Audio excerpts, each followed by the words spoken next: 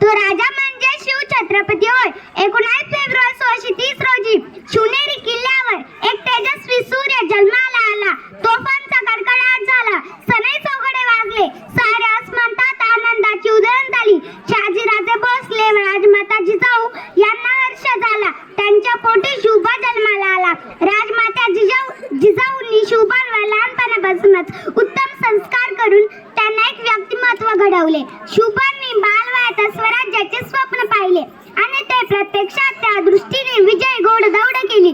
शिवाजी महाराजांना आपल्या स्वराज्य निर्मितीचे कार्य करताना अनेक अडथळे आले, पण ते डगमगले नाहीत. त्यांनी आपले स्वराज्य निर्मितीचे कार्य अविरतपणे चालू ठेवले.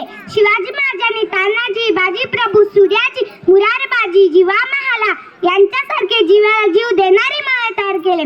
स्वराज्य निर्मितीची प्रतिज्ञा, स्वराज्याचे तोरण, गडाला पण सिंह गेला, गडावरील पराक्रम, आग्र्याहून सुटका, शाहिस्तेखानाची फजिती असे अनेक प्रसंग छत्रपती शिवाजी महाराजांच्या अजोड कार्याची माहिती पटवून देतात. शिवाजी महाराज फक्त राजे नव्हते, तर एक योग पुरुषही होते. त्यांनी प्रजेवर अन्याय करणाऱ्यांचा चोख बंदोबस्त केला. त्यांनी भावनेपेक्षा कर्तव्य नेहमी श्रेष्ठ मानले. त्यांनी शक्तीपेक्षा युक्तीनेच कार्य केले. शेतकऱ्यांच्या गवताच्या काडीलाही धक्का लागू नये म्हणून ते झटले. त्यांनी सर्व धर्म समभाव व स्त्रियांचा आदर या न्यायाने ते वागले.